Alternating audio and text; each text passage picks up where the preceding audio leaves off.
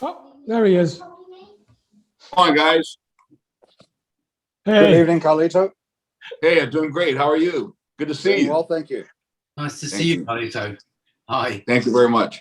Hey, how are you? Great to see you. I'm good. Welcome. You look nice. Welcome to I like London. Well, I'm in Charleston, South Carolina. I came in for a big cigar charity event, for a big cigar event. So I'm in a hotel room, and in between the smoke shop and going to the big cigar dinner tonight for the charity. You've probably got nicer doing weather good. there than here. Pardon? You've probably got nicer weather there than here, and it's very nice. It's a little warm here, actually. It's a little warm and humid, but it's nice. It's nice. Lovely. Absolutely. Man, I missed that cigar. I tell you, I see you enjoying your cigar. And I'm in my hotel room, so I'm not able to enjoy the cigar, but I'll be okay. Is it a no smoking hotel? Yeah, I'm afraid so. It is in the bedroom, so it is. Because in the UK, they usually have rooms in hotels that are designated for smoking. No, the hotels don't smoking. You have outdoor areas and everything where you can't smoke. You have lounges, rooftop here where you can't smoke, but inside bedrooms, you're not allowed. Smoke it anyway. You're Carlito Fuente. I guess I could risk it, All right. Good evening. And firstly, let me just welcome everybody that's on the call. Just a housekeeping. If you're not talking on the call, can you keep yourself on mute? It just keeps the airways clear for everybody. Just a reminder that this Zoom is being recorded and you'll be posted to our YouTube in the next few days. So anybody that misses out on the call will be able to go back, or if you want to revisit anything that's said, check out the C.Gars YouTube channel. Firstly, let me say a special welcome to two special guests this evening from Arturo Fuente, Carlito Fuente Jr., and also Jose Blanco, who's the International Sales Director. So firstly, Carlito, you're the third generation from a family that owns and operates the famous Arturo Fuente factory and cigars. And you're a real innovator to the industry and a wealth of experience and knowledge. You've been referred to the Willy Wonka of the cigar industry by Cigar Aficionado. Together with your father, Carlos Sr., a family with Cuban heritage, you collectively built the brand to what is considered one of the most successful cigar makers in the industry. So welcome, Carlito. Thank you very much. A little introduction to yourself. It's indeed a pleasure. No, it's a real true pleasure to share with such a prestigious audience. Cigars are my life, going back, my grandfather, a little, young boy, 15 years old, left Havana for Florida to make cigars to save money during the Spanish-American War to help the independence and everything of the Cuban people. And from then, he wanted to build his own company in 1912.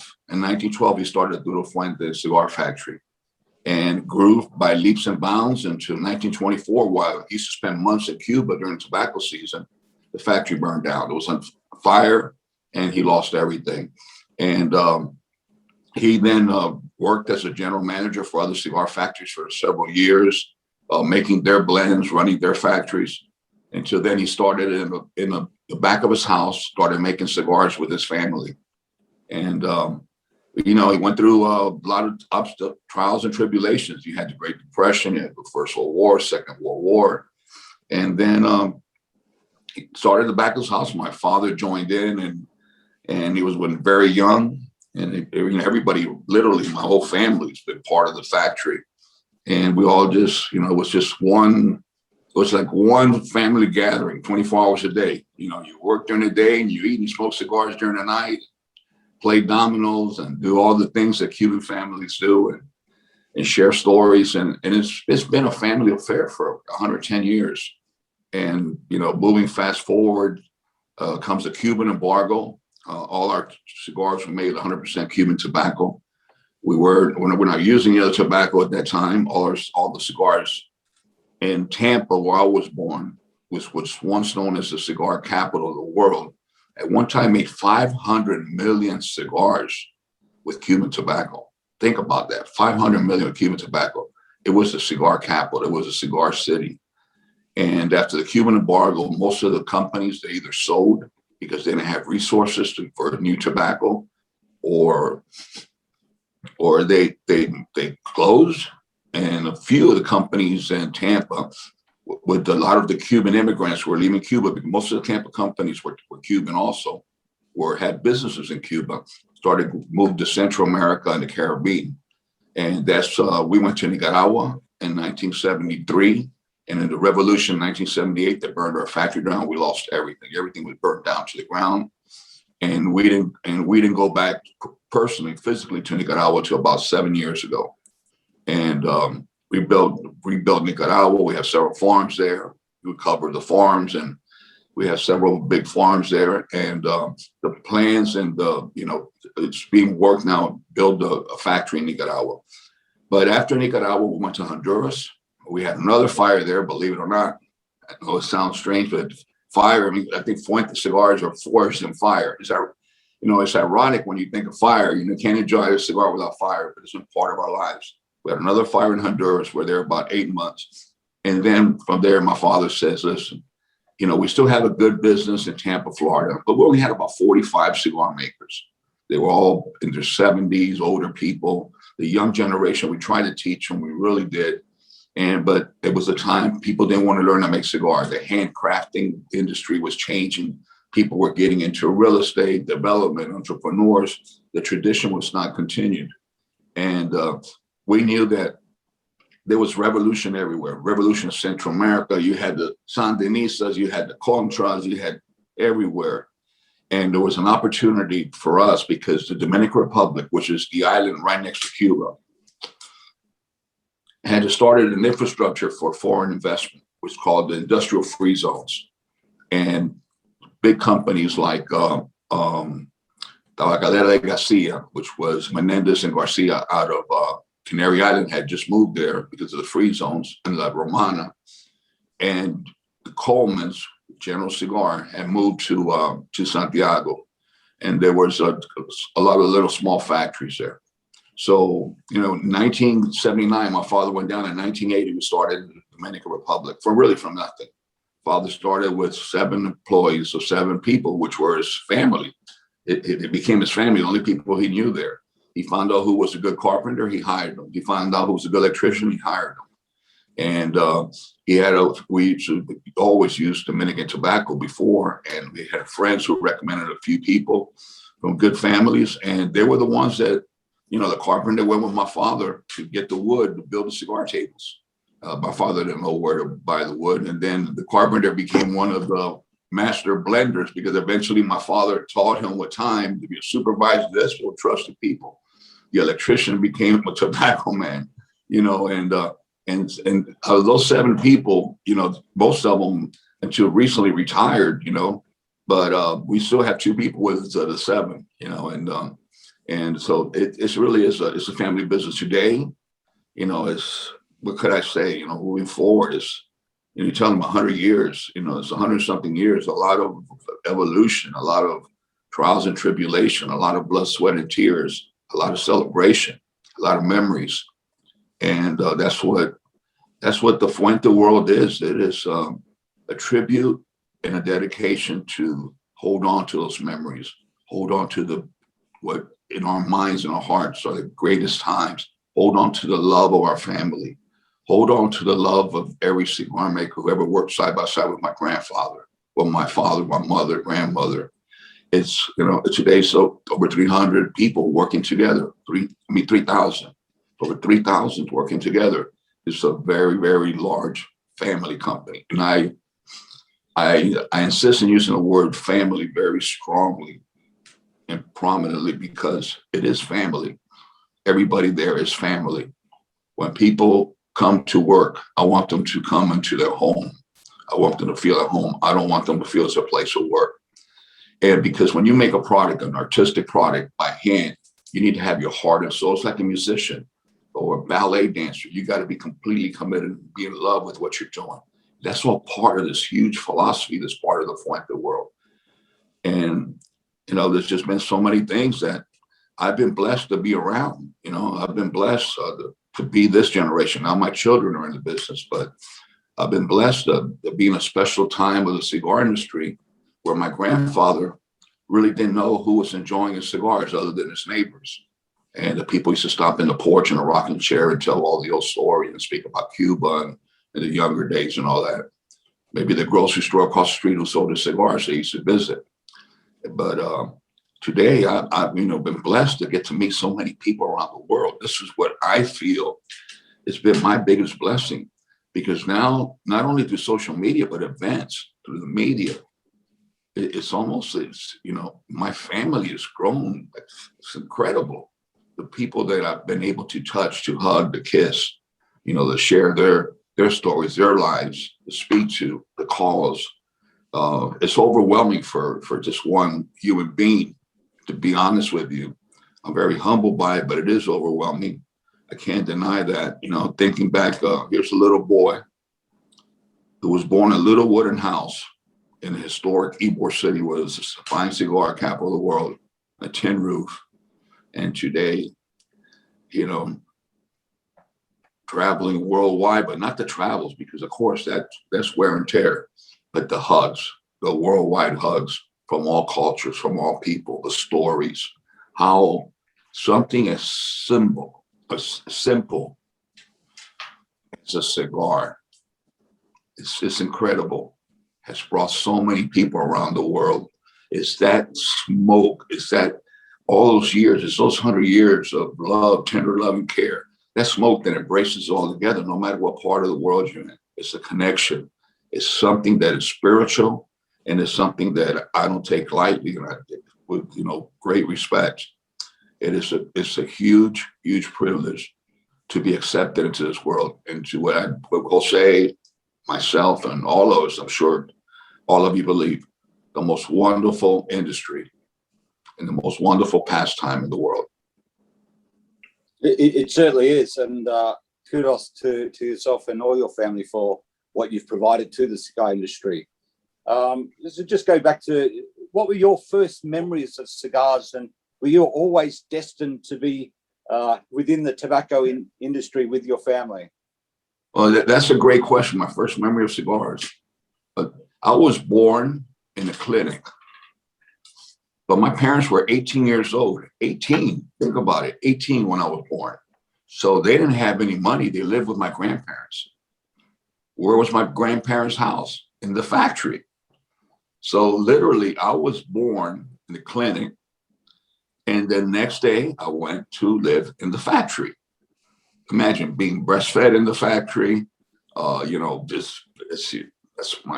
remember that moment, but it had an effect on me, believe me. But the doctor who delivered me, Dr. Gavilla, very well known in the neighborhood, my grandfather's good friend, big cigar smoker. Back then, the doctor used to smoke cigars when he went to visit. And I remember my mom always had to take him a couple of cigars when I got my polio vaccine, when I went to check when I had fever. The doctor would just come to the house with a doctor bag. He used to go to his office here in Ybor City, or there in Ybor City. And when I was born, he was my grandfather's good friend. I was the first male, which to the family was something, my father, I was the firstborn, the first grandson with the name Fuente. I'm the first son of the family. The doctor refused to get paid for his services. So my grandfather gave him a box of cigars. So you talk about relationship, how intertwined I am with the industry. I remember every morning, just the smell of that Cuban coffee, my grandmother making coffee all day for the cigar makers, going to the table and taking them Cuban coffee and say, hey, don't work so hard. Don't work here. Have some coffee. Take a break. And hearing my father say, Mama, I got to get those orders out. Mama, stop. And my grandmother out there it was a family affair. And I sat on the laps of the cigar makers. I watched them. I could hear the knives, the chavetas clicking in the back of my mind. When you walk the wooden floors, the sound of that rain, the sound of the rain when it hit that tin roof is very fresh in my mind still. And, just the sound of the roosters, because the community that I lived in, everybody had roosters and chickens in the yard, everybody. They brought their culture from Cuba to Tampa. It was the historic Ybor City and the sound of the roosters. My grandfather had roosters, but I remember sitting in the laps of cigar makers, and both men and women, and watching them with their hands and touching the tobacco and them speaking to me and telling me stories about Cuba, because they all were immigrants. They all were born in Cuba, and they missed their homeland, and they're speaking Spanish and they're singing Cuban songs. And it was, it's part of their pastime, speaking to each other in the factory. You listen to the Cuban music, Trio Matamoros, Benny Moré, listen to all that. And I sat on their laps and everything, and I was never taught, and I didn't know, and it never crossed my mind which was my uncle, which one was my aunt, which was my godparent, or which one was a neighbor, or just someone who worked with my grandparents and my father. It was always one family. And yes, I do remember those memories. I remember my grandfather holding my hand, crossing the street, go to a little corner grocery store. I remember the afternoons when I would be playing the porch with a toy, because all those homes, those cottages had porches in the front. They all had sidewalks. So every afternoon, there were cigar factories, big 4-story brick buildings that take almost a whole square block. One down the street from us, one behind us, one on the other side. Ours was just a smaller factory with a factory behind a home added onto it. These were big brick building cigar factories. And I remember down the street, everybody walking, smoking cigars, stopping in my grandfather's porch, talking about this, talking about the tobacco, talking about this. It was just one cigar community. And yes, those are my only memories. And those are the things that I mentioned earlier that I try to capture, I try to protect, maintain, and I try to share with people when they come visit us in our factory. I try to bring those old days back to our new days. I try to keep that essence and that tradition, and I do also in the way I think with cigars. I'm really a very old man, of multi-generationals ago. So this leads me to my next. And that's been part of my life. If I may say so, I grew up in a factory in the 60s and the 70s. I was born in 1954. So that's when it was all Cuban tobacco still, not until 62. I was born in 54. So the first thing I knew and always saw and smelled was Cuban tobacco. But I was born with a very humble family, but a very proud family. And I was so entrenched on the history of cigars, on the heritage, that I became a student of cigar art, looking at the old labels that were made in Germany, that were made in Holland, the lithography of Havana, that were made in New York, that you could be blind and you could touch it and you could feel it, and you could see it like if you're reading Braille, that the colors were so rich and bold that they used 12 stones with all the dots, that it was real gold leaf and the real paper wood, that you get the embossing and the memory of it, that it looked like real coins. And remember, during the 60s and 70s, you got the Cuban embargo, tragedy to the American cigar industry, tragedy. Everything started going from beautiful labels to labels that weren't so beautiful. Gold leaf became gold ink or gold bronze. Those colors, which were 12 colors, multicolors, were now digital 4-color process. The embossing, which used to be male and female, became just one big rubber plate. They would emboss 30 labels at a time to get the labels printed. The bands that were so gorgeous and ornate, if you know the history, you go back and you start looking at the 60s and 70s and even the 80s, it became pretty simple. Brown and white, beige and white, red and gold and cream. Nothing really big, nothing really ornate. That memory that I'm referring to earlier, it's in my heart and soul. It's the blood, it's what pumps me. It's to recapture that world of the past, the greatness of it, or what we imagine in our minds, which when you refer to Willy Wonka, what is the perfect world? that's what I dedicated my life to bring honor to my grandfather, a man who was unknown in the cigar industry in the 60s, other than his neighborhood, in his community, the cigar capital, one of the greatest blenders. My father, who later came in and started selling cigars outside of Tampa, New York, New Jersey, and Miami, which was a Cuban community, the Hispanic Cuban community. That was our market. My father was the first one to start selling on an open account to give terms. My grandfather would say in Spanish, no tiki, no wash. You want a box of cigars? His hand was out here waiting to get the cash. My grandfather's whole accounts payable, accounts receivable, his whole banking thing was in his pocket with a rubber band, old school. My father started changing that. So we didn't start going into real smoke shops until the 70s, led by a gentleman who was my mentor, sales manager, Fred Sanaboni from Boston. He knew the business, and he worked, in business all his life, and started traveling, started introducing Arturo Fuente. But I wanted to recapture that past. And my whole life has been dedicated to that. And I think that if I could be looked at or seen, or hopefully remembered one day, is that all the things that were lost in the industry, I'm talking about in the US industry, the cigar industry, everything from the past, all the things that were lost, that I was responsible with support of my father and this incredible team all around me, to reintroduce cigars like Figurados. Reintroduce it, not something that I created, but yes, we created a lot of different shapes, but the basic Figurado, bring it back when it had been lost for decades. They were just not available. People were not making them, people were not smoking them. Introduce Figurados under the Hemingway name. Be the first cigar maker in history to make a cigar with two different wrappers between the lines. Today, you see people talking about barber poles and everything. Making cigars that are art, with squares, with dots, with this and that. That was Fuente, the first in history. No one could dispute that. We did that, not for sale. The only one that we ever sold commercially was Between the Lines, Hemingway, with the two wrappers. All the other cigars that we created were for charity, because we learned later on was this new world of the media, of being socially responsible, of giving back.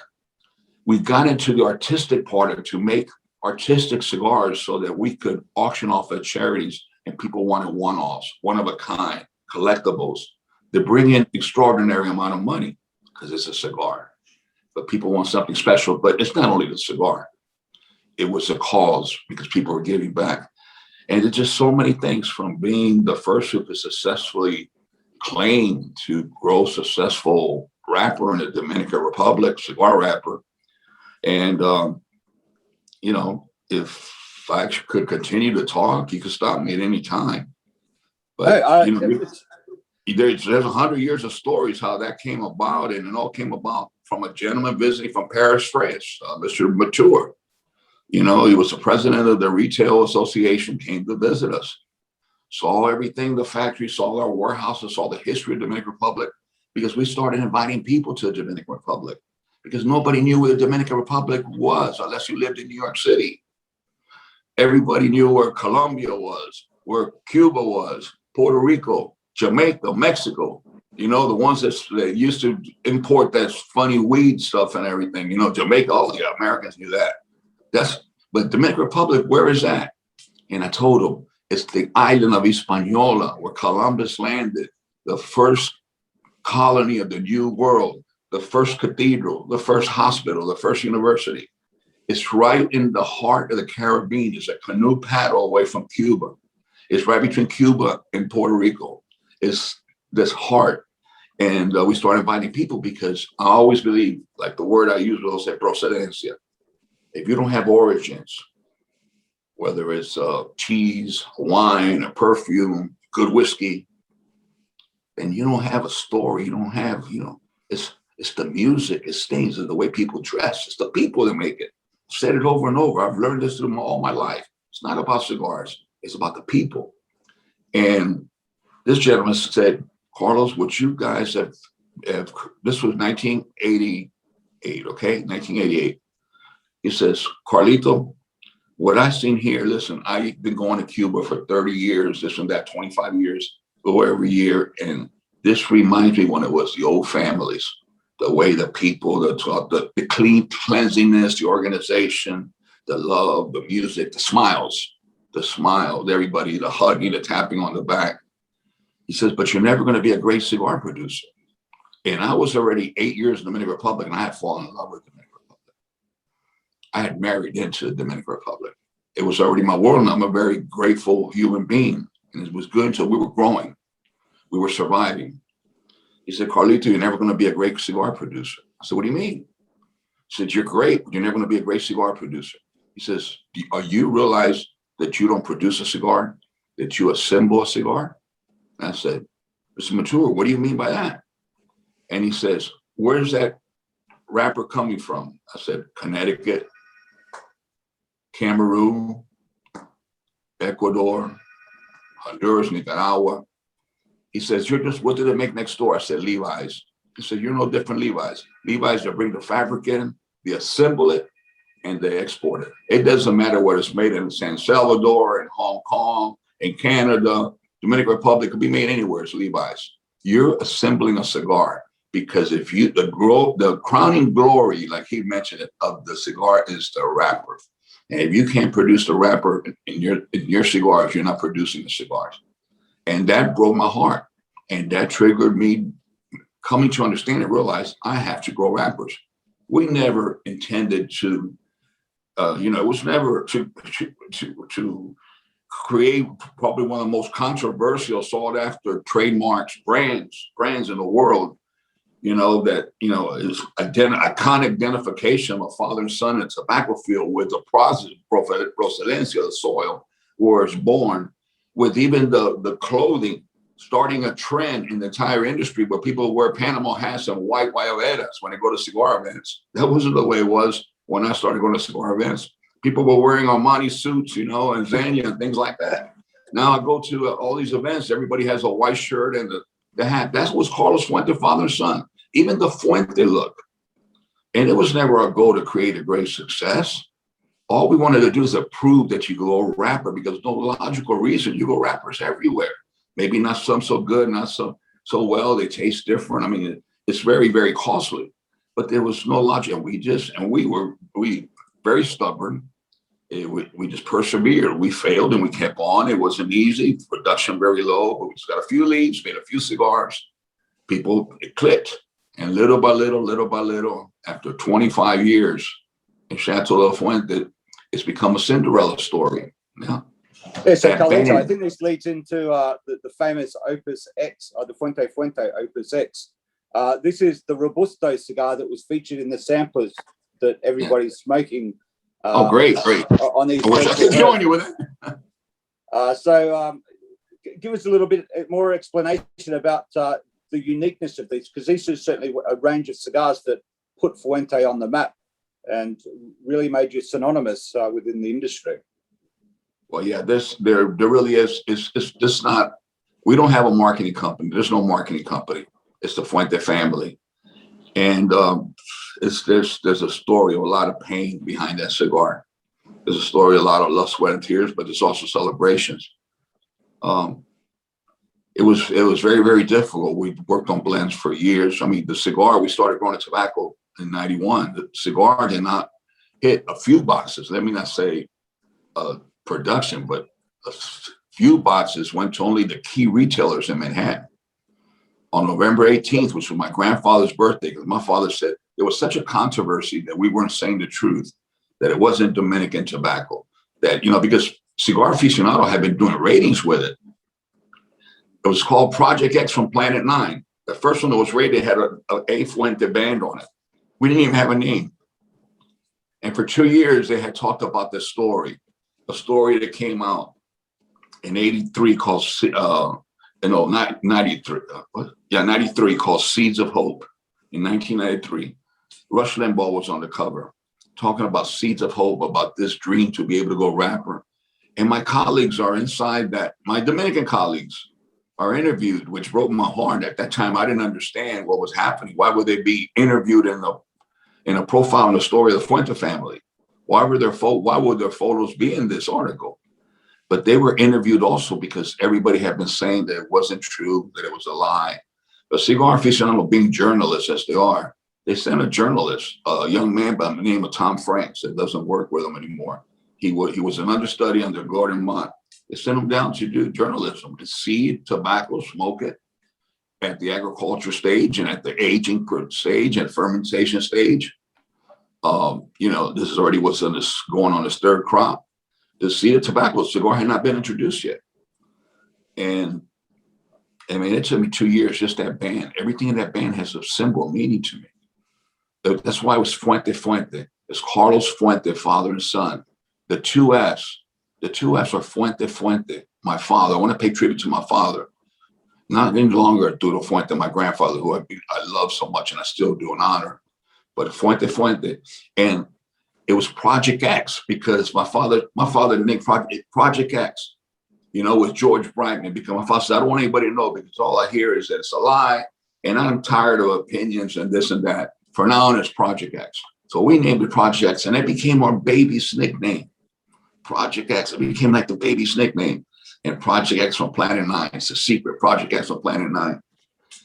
And on that interview, our colleague said it would be impossible for us to grow the tobacco in the Dominican Republic for whatever reasons they said, and that we could not support financially, and that there's nobody ever going to put a wrapper in their mouth with Dominican tobacco. I mean, these words were used by some of the people. Why? There's no need to. And it took years of blame, but I didn't want to make a cigar like my father made. I didn't want to make a cigar like my grandfather made. I wanted to make a cigar that exploded, and it was so out of the box, so Carlito Fuente, a guy who eats used to, there would eat hot sauce on everything. He had Tabasco, eat jalapenos like if they were grapes. Used to. I'm paying the price for that today. And growing up, I liked the richness. I always smoked the heaviest tobacco. When people were smoking, when I made cigars for me, I was always known of, exhaling through the nose and retrohaling. And I was always the kid with the big spice. The Taurus, the bull with a heart, with the fast sports cars. And, I said, I'm not going to make a cigar that just like everything else, because at that time, if you look back in history or you're aware, everything in the United States there was no cigar aficionado. There was no internet. There was, there was no real communication, no consumer magazine or consumer podcasts or programs or anything like that. And everything was really controlled or run or led by the two big companies, the two multi-big companies who are still the big companies. But back then they were privately owned, or they were in the stock market, but it's different today. But those two companies, they had professionally marketing companies. And back then the malls were very famous with all the smoke shops, the tinder boxes and everything inside the malls. That's where you buy your cigars. So I remember even being as a consumer in a mall, not as a cigar smoker, being asked as being a male, a list about cigars. And they asked a lot of women, and what would they say? Oh, what do you hate about cigars? Oh, listen, I can't say the word what they would say. To me it's aroma, to me it's perfume, to me it's exotic. But they described it different. They hated the smell of tobacco. They hated everything in tobacco, and everything they wanted something mild and sweet.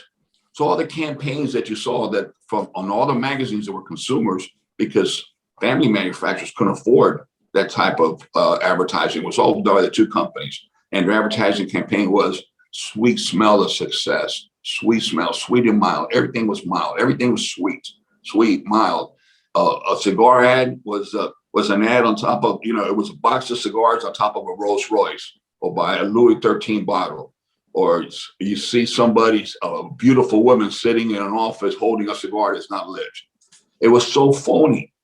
And I wanted to create something that was powerful, that was more of my heritage, something that was spicy, because I love spice, and something that worked on it for a long time. But even the packaging, everything was different. It was the first cigar that came out with a dark box.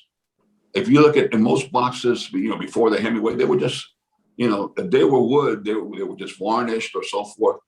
The labels, the layers of the labels, every single detail has such a strong emotional meaning. You say that cigar, the farm, Chateau La Fuente, birthplace of a dream, a story, a family, a true story. Not something created by a marketing company. The suffering, the trials and tribulation, but the most important thing, which I believe is destiny. Destiny to take a challenge of things that people were fearful of, to be able to go rapper. But it took us to a place that that other Cuban families had tried, but no one had been successful. And in the area, okay, not that farm, in the area. And I was introduced there by one of my greatest Cuban mentors in one of the old families. As a matter of fact, a family that really was like the godfather of the cigar industry, the pre-embargo cigar industry. The godfather who helped so many companies, so many families grow, who took so many families to Nicaragua. Many of the big names that you know in Nicaragua and Dominican Republic today, Honduras, they were taken by this family. And they told me, Carlito, because I was asking them to grow wrappers for us and everything. And he says, if you want, this is very difficult, very expensive. If you want to be successful, it's got to be the factory, which factories didn't have the farms back then, with the exception of maybe the Colemans in Connecticut. The factory has to be the farmer because they're going to be your babies and you're going to have a lot of trouble raising those babies. And there may be an ugly baby, but that'll be a baby and you'll love it because you have no pain raising that baby. And I remember a story took us to this area, and that's where we started. From nothing. There was no electricity, there was no running water. There were no schools in the community. Children were running up to the gate, to the front, there was nothing at first. We put a little barbed wire for coming up, looking for work. We refused to give the children work, 6, 7, 8 years old, some younger. And the parents who worked on the farm, insisted we had to give the children work. And they explained to us in those areas, this was an area surrounded by mines, which is owned by a foreign company, joint venture in the Dominican Republic. So wealthiest company in the Dominican Republic. And I know the way the days of the dictatorship and in those days which has changed, thank God, the world has changed. And there's a lot more opportunity and democracy has come in. But obviously, because of the minings and all the things that took place, they didn't put schools. So people won't learn how to, so people will be controlled. In Chateau La Fuente, those children were looking for work so they could eat that day.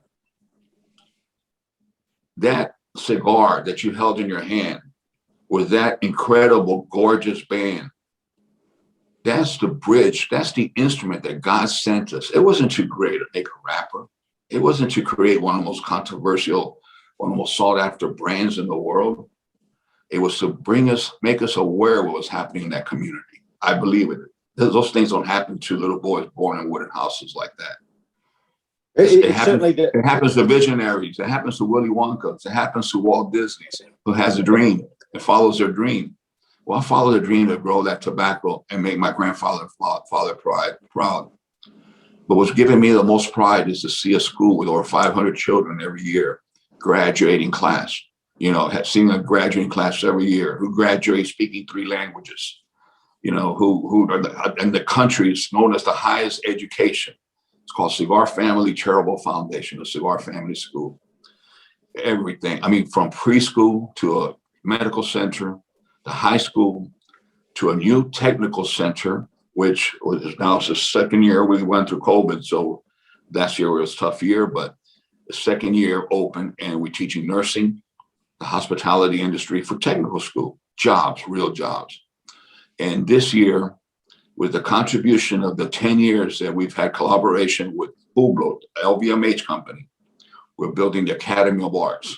It's right there on the property. We have 26 acres. The Academy of Arts will have a journalist school because they're proud and they love to be in the side of the camera. Those same children who came down sometimes without clothes, without shoes, or hand-me-down clothes full of holes without underclothing on, looking for work. Today, stand tall, look in your eyes, speak 3 languages, and smile, look you in the eyes. And they love to be in front of a camera. They love to talk to the audience. They love to show what they've learned.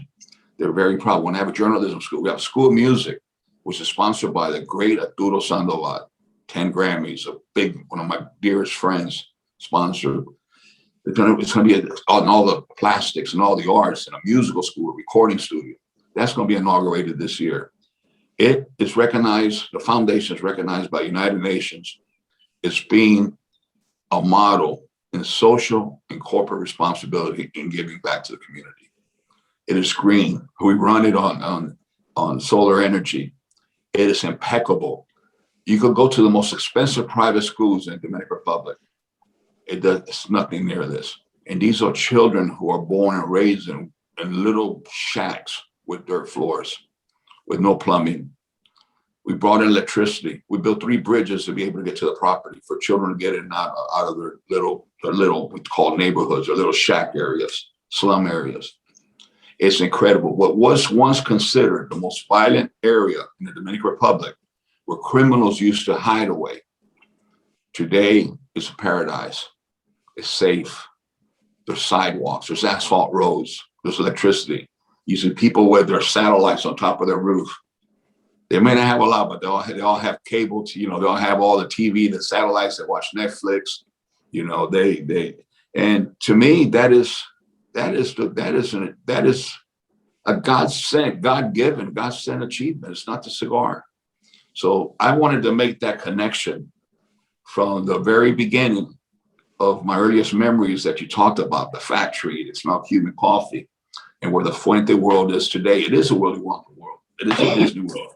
It's a world that I imagine that I've created, and but not for me, to share with the people, to be able to in any way embrace that heritage that we're blessed to be born into, and the people to feel and understand what cigars are about. The love, the passion that you dedicate yourself, your heart to making that cigar, to bring pleasure around the world, to bring pleasure. This is what every single great cigar maker strives for. Everyone, all my colleagues, my brothers, they're not my competitors, they're my brothers. We all strive for the same thing. You interview them, you listen to their stories. This is a magical world.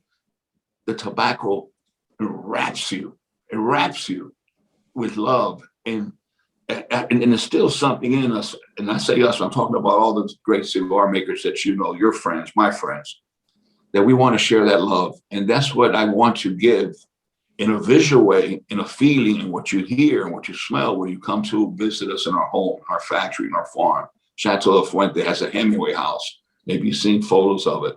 It's a movie set. The palm trees, the beautiful horses. I mean, these prize-winning horses, animals, flowers everywhere, symbols everywhere. It's a movie set, and it was built from the heart, but it was built to share for the world and for it to be there for a long time for people to enjoy. So this is an open invitation, my brothers and sisters. No, I'd love to get back. I was fortunate enough, I was working as the importer and distributor in the Australian marketplace 20 some years ago, and your products were being handled through JC Newman. So I have a wealth of experience handling your products, and you're certainly a visionary in regards to your social responsibility, and with the charitable foundations for 30 odd years now, where a lot of tobacco factories are only starting to put some thought to sustainability and giving back to the communities, because it's really building the future of not only your company, but the whole industry collectively. So Jose, are you still on the call? Jose, you're muted. Jose? I'm not muted anymore, Omer.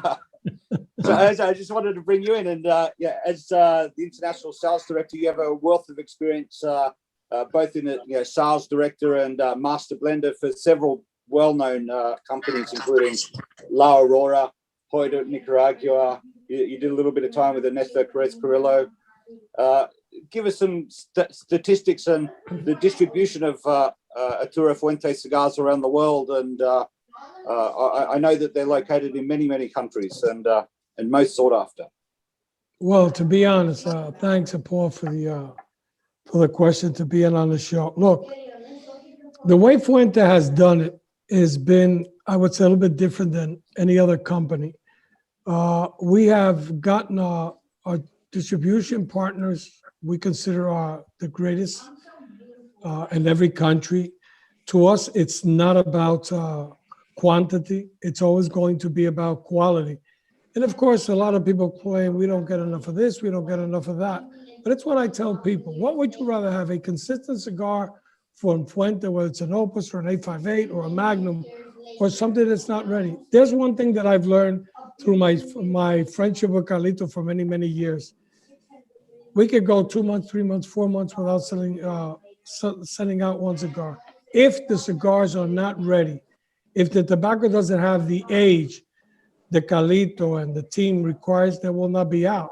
So could we sell more cigars? Absolutely. But as the tagline says, we will never rush the hands of time. So we are in a huge amount of, great amount, I would say. There's still a lot to cover, but it will take time because one way or the other, we've all been affected by COVID. But still, we have not gone further than what we could really do. So we're opening up more markets little by little, and we're very happy what it is. And we all, Jeremiah and myself, tell people, and Carlito at the same time, you have to be patient, because the only way you're going to create a brand and look at the future and the global positioning and awareness is like when people ask me, what is the main thing about a cigar? And I said, it's very easy, 3 words: consistency, consistency, consistency. So that's about it. Thank you, Jose. Just to touch on, within the samplers that we sent out to everybody, we included a little sampler of our own Stalla Dhu Saorsa. So if everybody's drinking and appreciating this, a little bit of a background: this is our own independent whiskey that's produced by C.Gars. It's under the brand Stalla Dhu. This is a single cask expression. So it also comes from the Glenfarclas distillery, and it comes from a big sherry butt. So that sweetness is coming through, and it's a perfect match to the cigars this evening. I think we've got a couple of questions in the chat box. I'll just bring them up. One of the first questions that came from Jonathan is, and this most probably goes back to Carlito: do you ever believe that you'll use Cuban tobacco in the future in making cigars? Listen, I have to leave everything open to possibilities. My grandfather passed away in 1973, and all the years he was living, during the 60s, he always says, next year I'll be back in Cuba. Next year I'll be back in Cuba. He passed away in 73. It's been 60 something years that it has not been possible. I have to focus today on what's real and what's in front of me, and to do the best I can humanly can with what I have, and build, and more every day. Over the years, we've been forced to, and I've learned. Not only we're chefs, we also have the gardens that we grow our own vegetables and our own herbs and spices. We grow our tobacco, a lot of tobacco. And, but yes, there's definitely a possibility. The day comes that hopefully people could make choices, and people are free to make those business choices and everything, and you're protected by law and things are legal. Yeah, why not? I think, a lot of people, they compare us maybe because of the agriculture and, the history and the romanticism, but they compare us with winemakers, but we're not winemakers. We're more like chefs. When you make wine, you squeeze the juice out of the grapes, you ferment it, and it goes in barrels, and you blend it. It's liquid. It becomes uniform. A cigar is herbs and spices. Is that oregano? Is the parsley? Is the basil? Is the garlic? It's the solids. You're blending 4, 5, 6, 7, 8 solids together, and each one has particular contribution and influence on the overall personality. That's what I call the undertones, the overtones. Sometimes the things you don't feel but are there, but if you omit them, something's different. And, you know, and I see ourselves like chefs. So anything is a possibility. Remember, it was said it was impossible to grow wrappers in the Dominican Republic. Yet I've been looking all over the Dominican Republic my entire life to find even miles away or just a few blocks away to find something that tastes like that soil Chateau La Fuente. Nothing. I have not been successful and I probably won't be. Every soil produces its own taste. Chateau La Fuente, a lot of people may not like it, but it's unique. There's nothing else I can replace it with. That's why it's hard to make more cigars. We just have to wait on better crops when we can make more cigars. And it's something that you just cannot replace, the soil. Chateau La Fuente is like Petrus. It's unique. Petrus wine. It's unique. I'm not saying that I buy it. I'm not saying that I drink it, but I know it's unique. Everybody says it's unique. And I know that Chateau La Fuente is unique. There's no question about it. And if, you know, it's not something that if we get a bad crop and we get a lot of rain or any difficulties one year, that we could go buy tobacco from another farm to replace it. It'd be a totally different cigar. It's not like if you're using other wrappers, but that's something that's very unique and I cherish. And we're always looking for new tobacco. And I know Cuban tobacco can be great, if the farmers are giving the tools and giving, you know, the opportunity to be able to use the you know, they're pulling rabbits out of hats. I have friends who, you know, families, you know, the families grow tobacco. I speak to them. Sometimes they don't have fuel for their tractors, you know, and there's just a lot of things like that, aside from, you know, the fertilization, things they need. It's just very difficult, but with resources and support, I'm sure, listen, Tampa, Florida, Ybor City made 500 Cuban cigars a year. That's just that one town. There were many cities, but that was the capital. 500 million, that's more than Jamaica, Mexico, Honduras, Nicaragua, Dominican Republic, and Cuba put together that are exporting, I believe, or close to it. Think about it. And that was grown on that one island.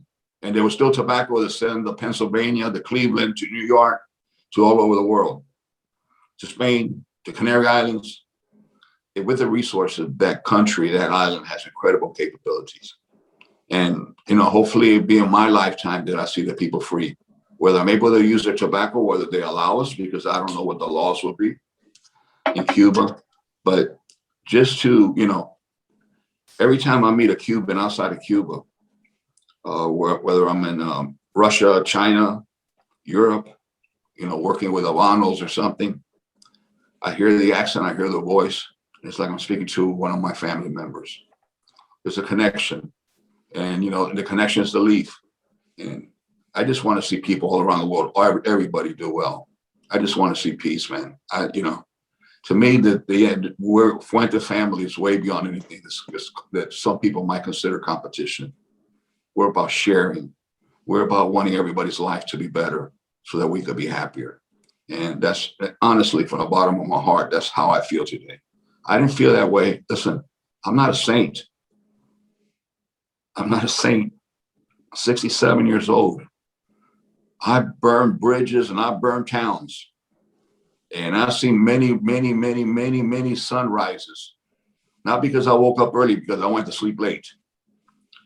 And when I was, 25 years ago, I knocked the head off of anybody who made a cigar that wasn't Fuente. If you could compare me to a baseball player, I was that pitcher that I didn't give a shit if the whole dugout, the whole team was to come jumping on me, beating me up. I was going to throw that first ball right at their head and let them know that I mean business. Moving forward, seeing life what it is, I'm a totally different human being. Seeing kids, seeing God has blessed me to show me children who didn't have shoes, who are today doctors, teachers, architects, entrepreneurs, they owned their own company in the Dominican Republic, children that were looking for work. With the age of 5, 6 years old, 7 years old, are now entrepreneurs or professionals. That changed my life. Cigar Family Trouble Foundation, the children that changed my life. And I'm a much happier human being because of that. Yeah, certainly family is an integral part of your activities and what you've done with your foundation. And not only your children to bring up as fourth generation. So who within the Fuente family is going to carry the torch and the legacy of the hard work of yourself and your father and grandfather? Well, my daughter's been with me for over 10 years. I mean, all the ashtrays you see and all the ashtrays, the bags, all the things you see, a lot of marketing, the ArturoFuente.com, hats, baseball class, that's all her creativity. She's got the feel. I used to do I wouldn't let anybody touch anything that was art or anything, any idea to do with the company. That was me. I was like a mother hen. I won't let anyone near my chickies, and that was me. But I passed on that responsibility to her. She's been a huge help. I realized now I tell her to do it, and she's got her heart and soul. She's in the factory. She's working. She's worked in the factory. But she's now in marketing, sales, and customer service and things like that.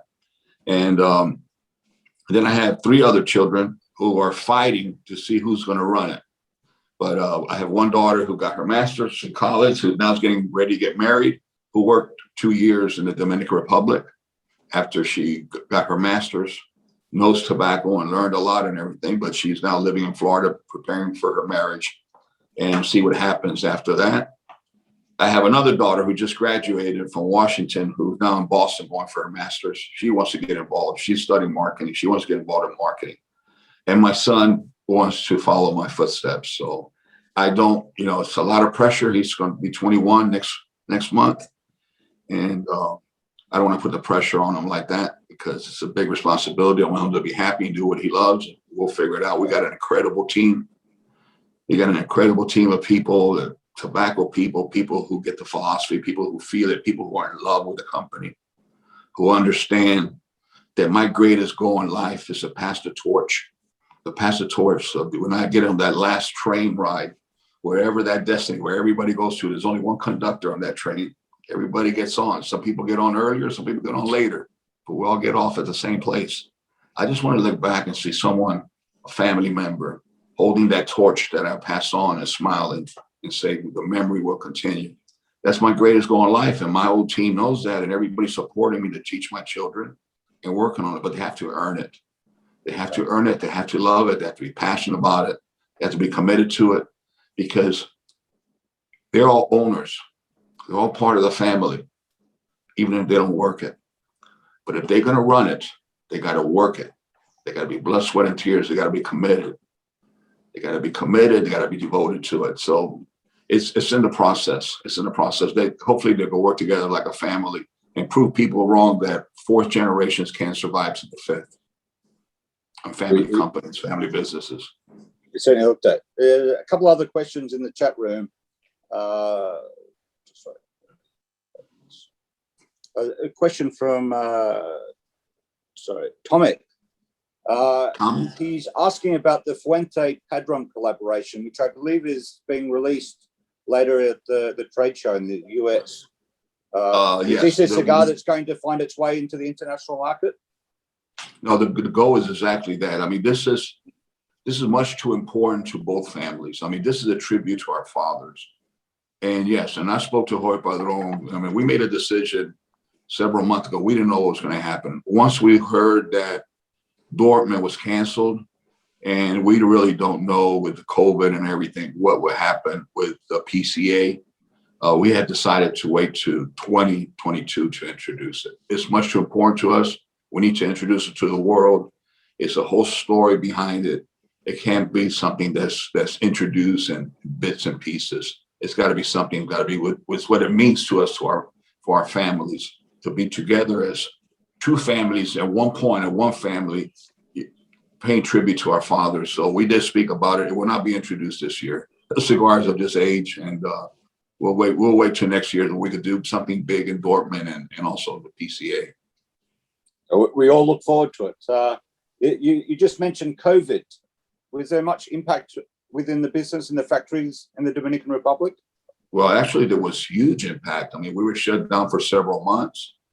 Then we opened. We have been expanding now for years. I mean, factory's beautiful, new rooms, new rolling rooms, new galleries, the factory. So we had space where we could bring distance to people, thanks to those new rooms that were not in operation yet, that we were preparing for more, to increase the production.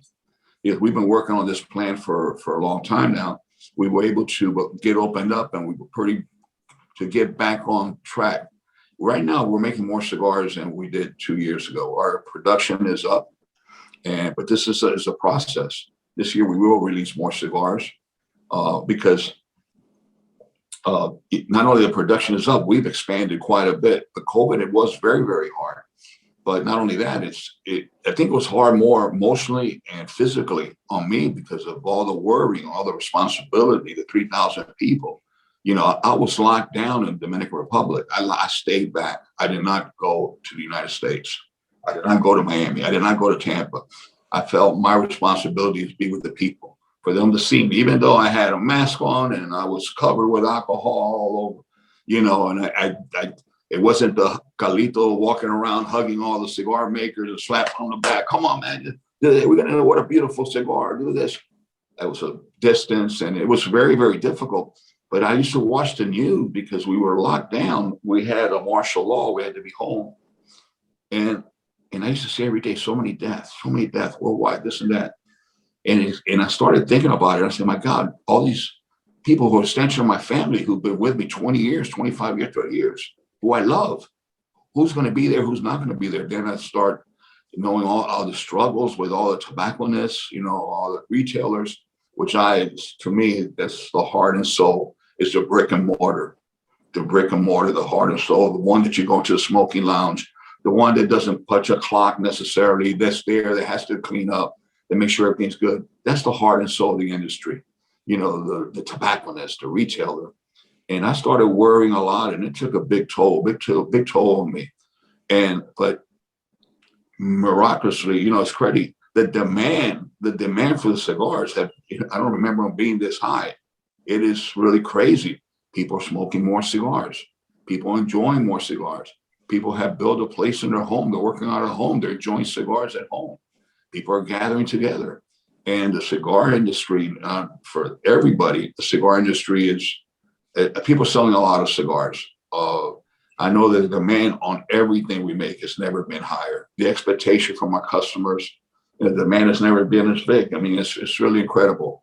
But we only can make so much. We make a lot of cigars, a lot.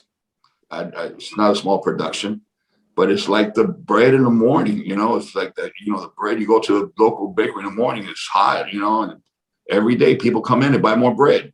And I guess our cigars are enjoyed, they're consuming every day. People go, I have an event here in Charleston, South Carolina, a beautiful town, a lot of history, a lot of wealth, South Carolina. And as soon as I finish now, I have obligations. I have to go to a big 150 people cigar dinner. Sold out, 2 days. I think people want to get out. A cigar dinner, a full course, all the courses, all the tastings, the pairing, all the stuff. This morning, we send cigars, of course. I'm coming into the city. Never been here. Never been to this smoke shop. Sent a lot of cigars and quite a few cigars. 10:30 in the morning was sold out. There were people in line. When the store opened at 9 o'clock, there were people waiting around the block in line to buy the cigars. It's sold out. The demand for cigars, the need to enjoy yourself, to be with people, which cigars provide. It's just remarkable what has happened. And I hope it's happening worldwide, not only here in America, but this is an effect that's taking place. Cigar business is doing very, very well, from what I understand. The business in the UK has seen huge growth since COVID came in. Obviously, people smoking at home, the introduction of these virtual events, which I think will be a platform which will continue, and it's been great to actually make use of Zoom and meet leaders of the industry where most people wouldn't be able to meet you in person in the international marketplace. I agree, Paul, absolutely. I agree with the UK's opening up. We have Puffer Rooms, which is a cigar lounge here in Liverpool, and we're madly getting it ready to reopen. So we're looking forward to physically being able to meet people and sit down and have a cigar together. So I know there's a think lot the of whole cigar. world I know there's a lot of cigar lounges and everything out of England and Great Britain. Just a lot of these virtuals that you're talking about. I try to get on with my sister Cynthia. She's always, she got so many friends and everything. And you're absolutely right. This is one of the goodness that I want to say came out of COVID, but has really grown. This relationship that the next best thing to being together, that we could see each other, people could see us. We could share our stories, share our. I was at a big event this Saturday, the Grand Cathedral, huge event. And I heard, and everybody said, how do you, oh man, we met on virtual. We met on the lounge. We have a virtual lounge. At 10 o'clock, I go on. I said, I light my cigar, get my whiskey before I go to sleep. And I'm talking to all my friends.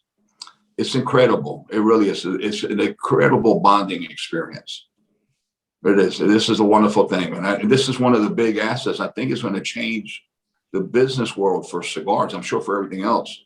But for cigar community, it's going to change it it's just going to continue to improve and keep people in touch, which I think is the most important thing about cigars, is to bring the very people. important. Very Yes. important. Jose, we have another question that's been directed to you in the chat. Question: how does it feel to work side by side with such a passionate family, which I'm sure you have with many different families in this industry, but particularly to the Fuente family? And what's your biggest takeaway? Okay, I got to be honest about this. It's not only been a privilege to work with Carlito, which I've been friends for many years, but I have to also say that working with Jeremiah Marifel and Josh, I knew his grandfather, I knew Rick, his father. I have the utmost respect for that family. And everybody who's known me or been to one of my 800, 1800, or 1900 blending seminars, when I've been asked, in my opinion, what's the best wrapper in the world? I've always said Cameroon, grown by the Marifel family there. So to me, the takeaway has been, obviously, even though I've known Carlito for many years and I saw Josh and Jeremiah growing up, is to be able on a day-by-day basis to interact with them, to learn more from them. The show that we have, we brought in everybody from the industry. And like Carlito said, this is not about cigars, this is about people. So to be honest, when Carlito and I agreed to work, what I said was, I've been in the industry for many years. I had a degree. My first 5 years with Carlito and Jeremiah is going to be a MBA. And then the next 5 years is going to be a PhD. So after I'm 80, if they don't keep busting my balls between Carlito and Jeremiah, I might give it one more year, but that will be it. But I'm truly honored. I'm blessed. And so a lot of you know that I'm a COVID survivor. We made a T-shirt and it says, I'm a COVID survivor and I survived because I smoke cigars. Fabulous. Thanks, Jose. Mitchell, are you free? You got some comments with your history with Fuente? Well, yes, Paul. Mitchell, first of all, I'd like to say it's a huge honor to see you. Oh, And I really appreciate that you take your valuable time to share yourself with the cigar world. Thank you very much, Mitchell. Thank you, Carlito. I'm also a COVID survivor, having nearly died from it a year ago. Oh my God. So I'm really happy to be here, and I'm really happy to see Jose on the call as well. And, we're very proud to be partners with Marifel and with Fuente in the UK.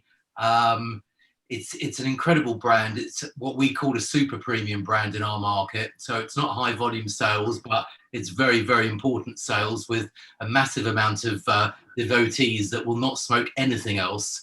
And, I come from a background very much of Havana cigar smokers, 3 generations of Havana cigar smokers. My dad still smokes Havanas.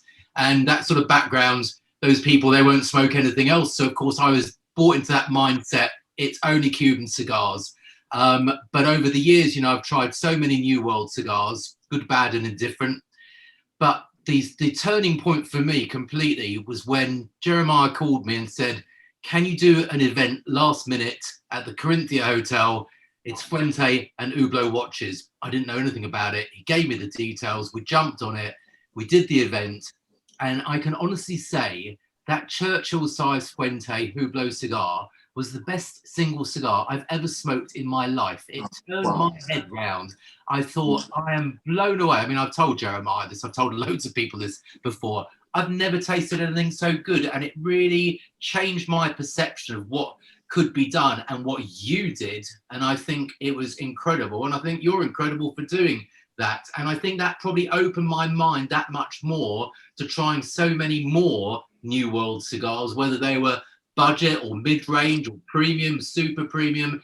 And it really made me think with total clarity that it wasn't a case of this one's better than that, this region's better than that. It's only different. It may suit you, it might not suit me, but there's no best, there's no better, there's only different. So I think I thank you for opening my eyes to that to a much greater degree than it did before. So yeah, we're very happy to represent the range, to put it mildly, and we hope that continues for many years as we're building the market in the UK, which is traditionally a Cuban market for centuries, and it's moving dramatically towards New World, and Fuente gains popularity day in, day out. So Thank you, Mitchell. it's a delightful brand.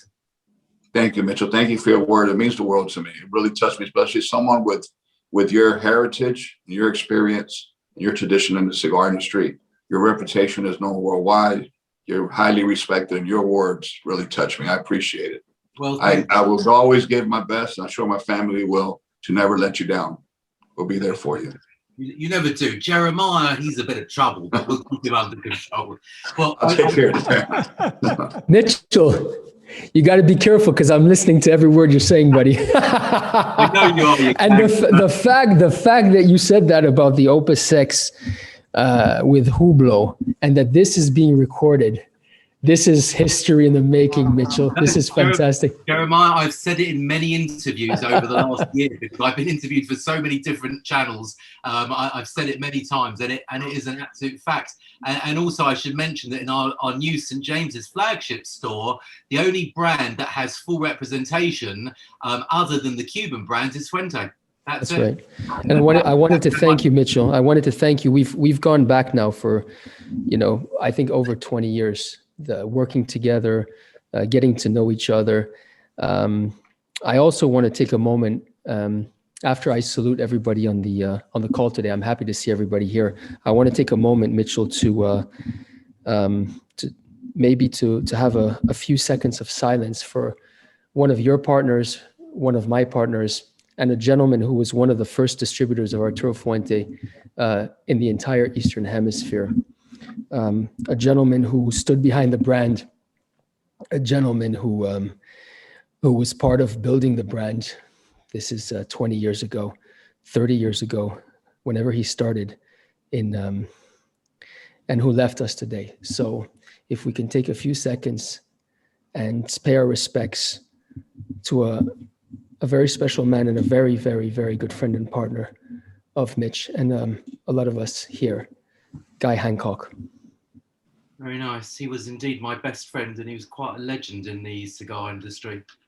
Totally good guy, and he was a huge supporter of Fuente. And it was, I think, it's about 24 years that he represented the brand since he started. That's right. That's right. So that's a very big loss for the industry and for many people around the table. But coming back to today, Mitch, Carlito and I, and obviously Jose now, can't thank you enough for the support you've given this brand, for standing behind it, for believing in it, and then for finally actually tasting it and lighting it up. That was an achievement in itself. But I always told you, the day you put it in your mouth and you light it up, it's going to blow you away. I'm glad it did. Well, that one really did. I had tried Fuente over the years many times, and although I could appreciate the brand and all different ranges within the overall brand, it wasn't for me. That's not dismissing it in any way that it's not that there weren't great cigars, but it wasn't for me. But the Fuente Opus X, the Hublot one, I have never tasted anything like it in my life. So much so, I thought there's something wrong with my palate. I smoked another one. I was like, oh my God. There you go. Honest truth from the horse's mouth. Good for you. Thank you. So everybody on the call, just open up the chat room. Is there anybody else that has any questions? We have a few minutes.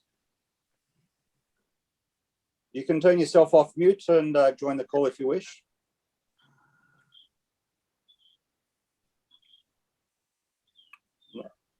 Any good questions in the chat box?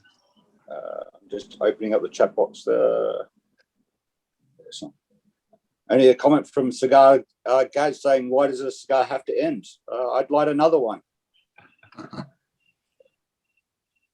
Okay, if there's nothing else from the chat room, just want to go back to Carlito and extend our gratitude. I know you've got a busy schedule. Thank you for joining us this evening or your afternoon. And we look forward to welcoming everybody back on our future virtual Hertz. Just go to the C.Gars website. Paul, can I just interrupt? Please don't wrap it up. Can we have Jeremiah talk for 5 minutes, please, about Mirafel and Cameroon? Because it's quite a privilege to have Jeremiah on the call. And I just love him to give a little bit of detail, because maybe the guys on the Zoom don't know about Mirafel and what an incredible company it is. And I'd just love to open up just, 5-10 minutes, Jeremiah, if you'd indulge us, please, I'd be grateful. Bit of background about your family and the business. That's very sweet. But I don't want anybody to fall asleep or get bored. I mean, we're a tiny, tiny little family business, like a drop in the ocean. We're a very old family business. We're close to a 150-year-old family business, father to son. Very similar to the Fuente family in terms of what we represent. And there's no coincidences that our families have been together for many, many generations, holding hands and working side by side as partners with values which enable you guys to experience certain products in the way you are. There's no secrets in life. When you're a great chef in a restaurant, or whether you're the watchmaker for Patek Philippe, or whether you're Stefano Ricci making scarves or ties, or whatever it is you're making, the ingredients you're going to be using are very, very important. You don't start putting together a Michelin star dinner by shopping at the average supermarket down the street. You're going to be a fanatic with the raw materials you're going to be looking for. And that's going to be the base of everything. And usually the greatest chefs or the greatest cigar makers will try to sublime those raw materials. They'll try to take them and create an expression with those raw materials, which do not denature them, but bring out the inherent qualities that they naturally have. Our family started out in southern Germany in the 1800s. And we started by growing tobacco in the backyard and rolling cigars in a small factory. My great-great-grandfather was in agriculture. And then from there on, the tradition of agriculture and tobacco trading continued very dearly. We went from Germany to Indonesia. Indonesia was one of the largest exporter, or the largest exporter of premium wrapper in the late 1800s and early 1900s. From there, they lost their company during the First World War. And my grandfather went off to the United States just before World War II to flee Nazi Germany, and ended up going to Cuba, where he became the largest exporter of Cuban tobacco in history. At that moment, we were the distributors and the license holders of Cuba Tobacco for trading Cuban tobacco, and the distributors for Habanos in a certain part of Europe, where we launched, for example, Cohiba in the early 80s. At that moment, a very, very special, in the late 70s, early 80s rather, a very special meeting happened between the Fuente family and the Mirafel family. And my grandfather, father, Carlito, and his father met. And an extremely interesting bond took place. This is not a bond that happened because of business, but more thanks to business. It brought people together, it brought human beings together, it brought families together, and an insane adventure started at that moment. An adventure where my family exported the Fuente products outside of the United States into the Eastern Hemisphere, and started building and started promoting these non-Cuban cigars, as Mitch rightfully says, because in those days, anything that was not Cuban was basically not considered much of a cigar outside of the United States, and particularly in the European markets. And so the adventure started. There was a huge evolution with the taste profile of Arturo Fuente in the direction they took. One jump, which was enormous, was the blending of the Don Carlos line, as the world knows it today. That cigar, if I'm not mistaken, and Carlito can correct me if I'm wrong, was originally blended with in mind the European consumers and the consumers that were so used to smoking Cuban cigars. And in particularly my father, who up to that moment spent his days and nights with a Cuban cigar in his mouth. And when the Don Carlos was introduced in Europe, in my humble opinion, that was the cigar that changed the entire landscape for the entire cigar industry, for years and generations to come. That was the cigar which put a huge question mark in the mind, on the lips, and in the heart of the traditional old school Cuban cigar smokers in Europe. And all of a sudden, there was hesitance. All of a sudden, there was knowledge going into quest for understanding of what could possibly disrupt this long line of tradition, this long line of usuality, which kept repeating itself in the markets. And everything from there is history. Everything from there is hard work. Everything from there is development. Carlito spending endless days and endless nights on airplanes with my father, and then having to put up with me for many years, running around the world and sharing the message, educating people, making people realize that a cigar is much more complex than a few leaves which are thrown together in a particular country. But a cigar is an assembly of noble material, which my family produce in Cameroon, other family produce in other parts of the world, the Fuentes produce in the Dominican Republic, but it all starts there. It all starts with that raw material, and then with a very specific art of assembling those products, assembling those cigars at a level which the industry, again, in my humble opinion, has never, ever seen before in its history. And as Mitch rightfully says, and I agree with him, taste, cannot argue. Whether somebody likes a piece of fish, a piece of meat, a piece of chocolate, salty, sweet, nobody can judge that. But what we can judge is quality of raw material. What we can judge is quality of craftsmanship. And as one of the oldest families in our industry, I can guarantee you that the industry has never in its history known such a high level of craftsmanship and such a high level of quality when it comes to the raw material. And families like the Fuentes, who have reached the pinnacle of quality, again, in my humble opinion, and certainly when it comes to their ability to access and to purchase the finest raw materials in the world, and then to put together, in terms of technical ability, the finest premium cigars in the world.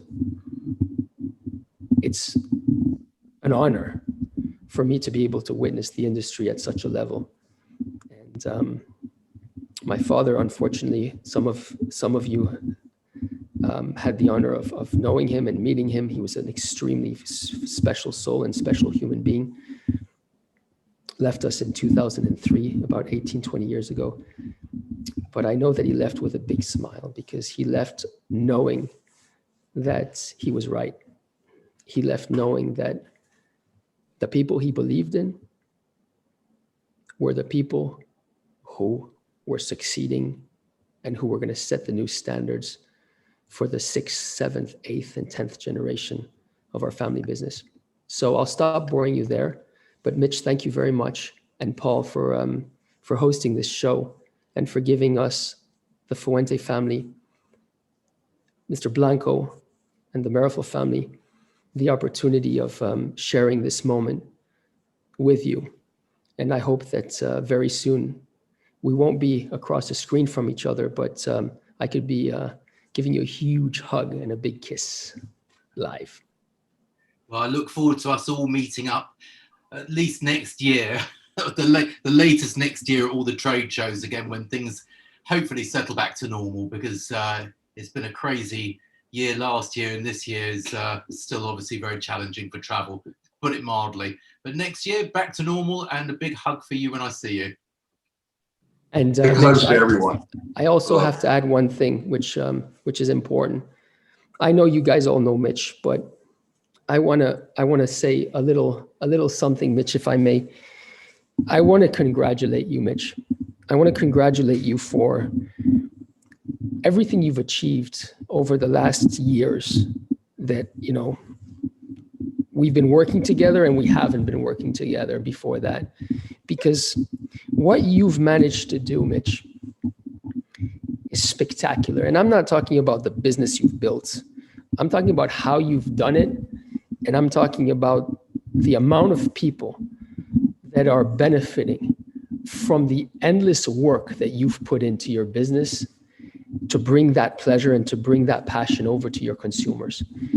I have rarely witnessed a gentleman who has put so much work and so much dedication and so many sleepless nights because he wanted to bring to his consumers the best of the best. Mitch is a Marifel of the retail business. Mitch is a Fuente of the retail business. Mitch is a relentless, crazy, no compromise retailer. Like there's very, very, very few in the world. And Mitch, I take my hat off to you because we always talk about manufacturers and we always talk about tobacco growers, but very seldomly do we pay the tribute and the respect to the retailers. And by God, have you succeeded in bringing those pleasures to those hundreds and thousands of consumers out there. Kudos to you, brother. Well done, and thank you very much. I didn't do it on my own. I can't take all the credit. I did it with the help of a fantastic team that I built over the last quarter of a century, including my good friend Paul, who joined us a few years ago and is an absolute asset to the business. So I thank you for all those lovely words, and I'll pass them on to my whole team. Thank you. Very kind of you. Paul, over to you. Yeah, Jeremiah, thank you for the very kind words. Much appreciated. As I mentioned before, go to the website, Future Virtual Herf. They're all listed online. I might just pass across to Carlito to close off this evening. Thanks, everyone, for joining. Look forward to seeing you all virtually or back in the puff rooms next week when we reopen, finally, after 14 months. Carlito.